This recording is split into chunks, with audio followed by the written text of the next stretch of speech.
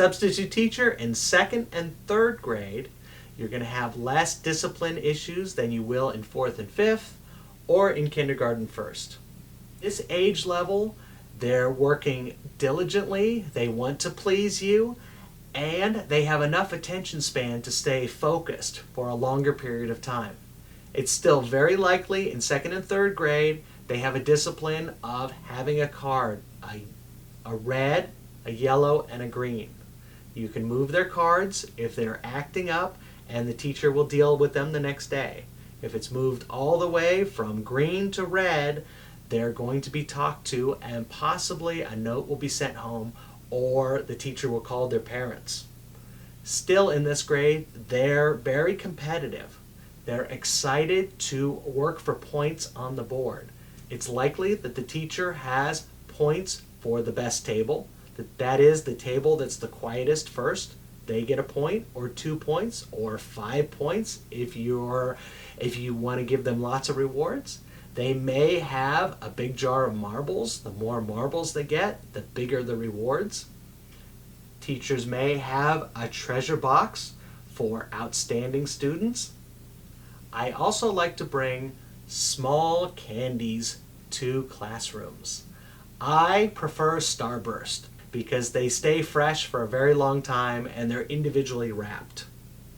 If I find that I don't have the attention of the students, I hold up a Starburst, they'll all look at me very excited, and I say, and I offer, if I'm having trouble with the class or keeping their attention, I hold up a Starburst. They'll all look at me, they'll all be silent, they'll all be very excited to receive a candy.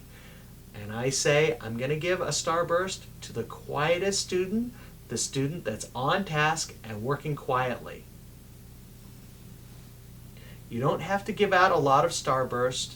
I don't like to give only one. I don't think that's fair, but I'll give 5 or 6 through the day. Not one to everyone. That defeats the point of the reward, but I'll give a few.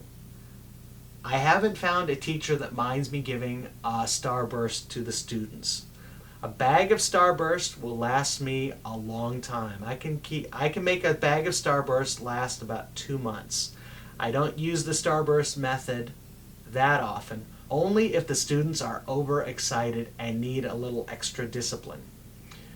I find that rewards are much more effective at this age than discipline policies like threats or calling in the principal or taking away points.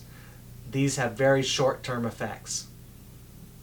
Rewards using marbles or filling up their marble jar or offering a Starburst has a longer-term effect. Every time I hold up a Starburst or hold up a marble and offer to put it in the big jar of marbles, the children get very silent and excited. This tends to last for quite a few minutes. If there's a lot of trouble in the class, a lot of discipline issues, I will call the office. Someone from the office will come and speak to the students. Probably the principal. There may be a reading specialist that will come in and assist, but never be afraid to use the resources of your school. That's why they're there. You don't know the students' names, you don't know their discipline issues. With 2nd and 3rd graders, rewards are very effective. Often the biggest reward for these students is to give them a PE or an extra recess. If they work hard throughout the day, you can take the last 10 minutes of school to have them pack up their backpacks and clean up the room, and you can bring them outside so that they can run off all that extra energy that this age builds up.